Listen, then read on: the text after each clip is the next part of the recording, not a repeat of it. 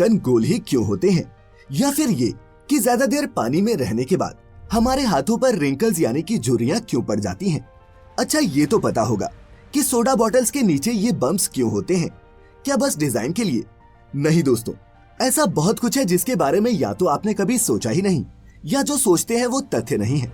खैर, वो फैक्ट्स ही क्या जो सोचने पर मजबूर न कर दे। तो हाजिर हूँ एक बार फिर मैं नए इनक्रेडिबल और ऑसम फैक्ट्स की बारिश के साथ। तो खोल लीजिए अपने दिमाग का छाता और ठूस लीजिए अपने नाजुक कानों में उन कीमती हेडफोन्स को बिना एक भी पल और गवाए।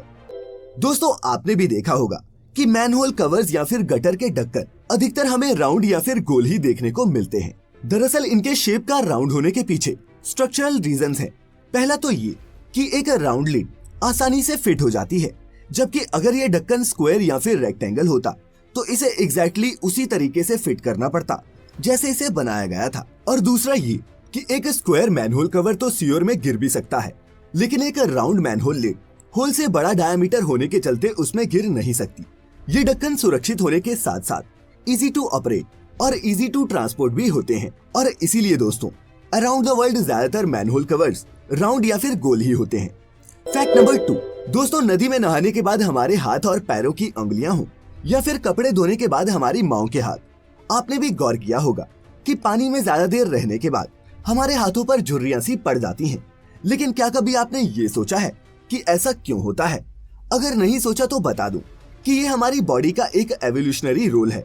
हमारे हाथ और पैरों की अंगुलियों पर एक स्मूथ हेयरलेस स्किन होती है जिसे ग्लैब्रस कहते हैं।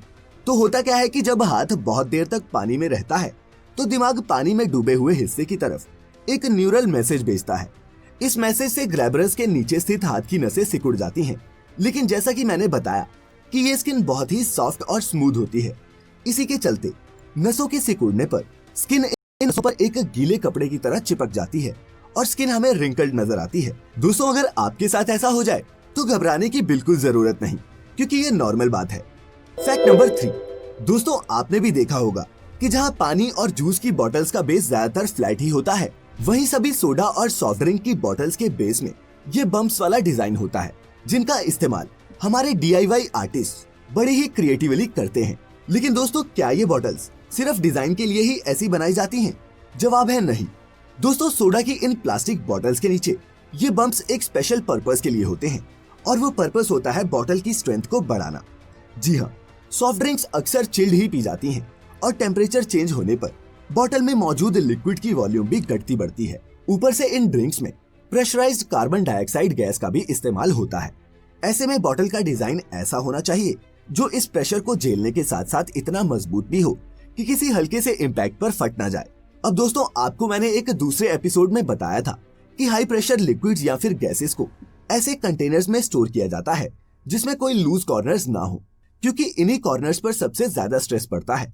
इन बम्प्स के जरिए ही इन बॉटल्स के लूज कॉर्नर एंड्स को एलिमिनेट किया जाता है और साथ ही बॉटल को खड़ा रखने के लिए एक स्टेबल बेस भी मिल जाता है। तभी तो दोस्तों, अगर आपको प्लास्टिक बॉटल्स का इस्तेमाल करने के बाद उन्हें क्रश करके फेंकने की आदत है, तो आप जानते ही होंगे कि सोडा बॉटल्स का सबसे टफेस्ट पार्ट ये बम्पी बेस ही होता है। तो कुछ समझे? अगर हाँ तो इस वीडियो को लाइक किए बिना मत जाना, और अगर ये फैक्ट्स आपको सिखा रहे हैं कुछ नया, तो इस नॉलेज से अपने खास लोगों को महरूम ना रखें। कम से कम अपने 5 दोस्तों रिश्तेदारों को व्हाट्सएप या फिर फेसबुक पर शेयर करें ये वीडियो, ताकि वो भी हो जाए फैक्टिफाई।